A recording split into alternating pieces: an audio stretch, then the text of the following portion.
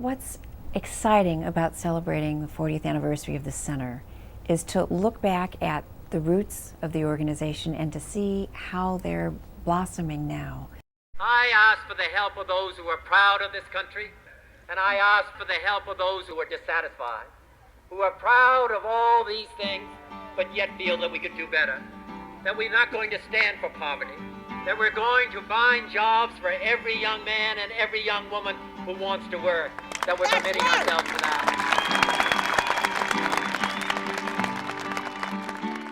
The Center's core value is in its ability to say the unspeakable, do the unthinkable, and take the risks that really make for social change.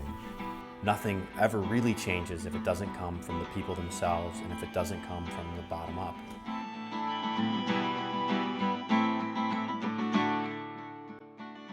The 60s war on poverty was a time of great hope, particularly for many of us who were young and idealistic. The center was set up as a living memorial to Robert Kennedy to carry out his visions and his philosophy on alleviating poverty in the United States. And it brought together forces from the union movement, from the civil rights movement, from the anti-poverty movement, and from the churches. The guiding goal always was to give poor people themselves a chance to become the leaders and to become effective people who could negotiate from a position of equality and power. There's so many unsung heroes, people at the local level who did extraordinary things, and one never hears of them. Willie Velasquez, who started the first voter registration project in the Latino community. Lupe Anguiano. Arthur Brazier, who is in Chicago doing a lot of work on affordable housing. Esteban Torres. Juanita Tate. Dick Boone ran the Field Foundation and was one of the early community action people. Charles Bannerman. Gail Sincata, she was a fierce advocate for justice. And there's nothing more exciting than to see people who are normally dissed by this society emerge as leaders who know more than anybody else on the issues and who win. One of the key concerns that grassroots groups articulated to us was the need for affordable housing. Poor people in public housing have very few allies. It's really critical that the Center has played a role through the years in trying to help them fight displacement, demolition, and even worse housing conditions.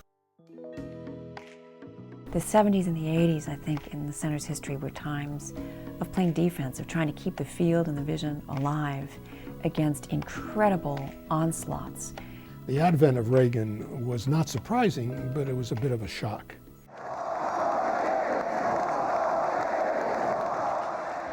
His first budget involved massive cuts in social economic programs benefiting those who were the neediest in our country. In reaction to the Reagan administration's efforts to cut government programs, the Center launched a number of national coalitions working on a variety of different issues.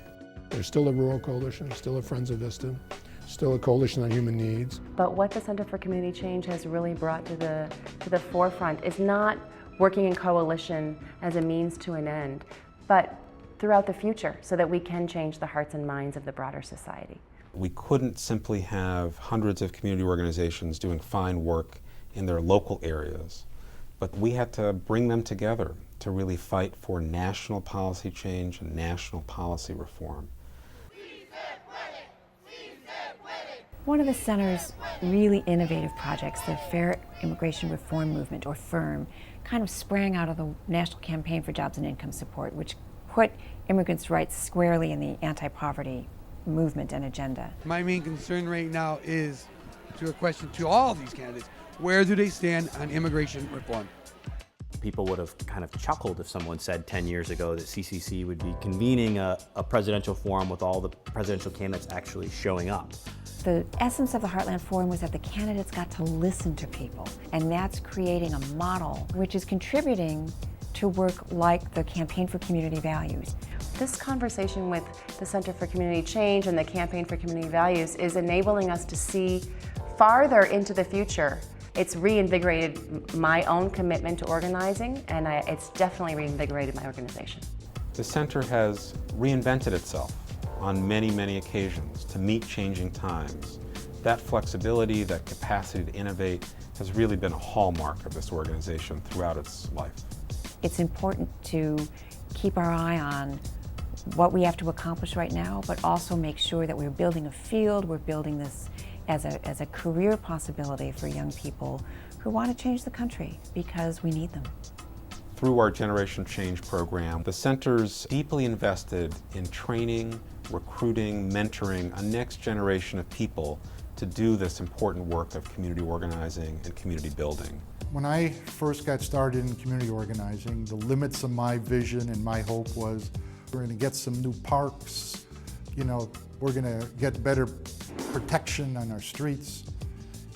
Each step of my journey has expanded what I can see as possible. The center was born at a time when we had such great hopes for closing the racial divide, for bringing poor people up, and we have always stood for this tradition of poor people's leadership, engagement, participation, and we've been a beacon in these very dark times for that vision. The reason the center is going strong on its 40th anniversary is because it stayed true to its values while always moving forward, never standing still, always reinterpreting those essential core values, its essential core mission, in a way which is relevant to the times.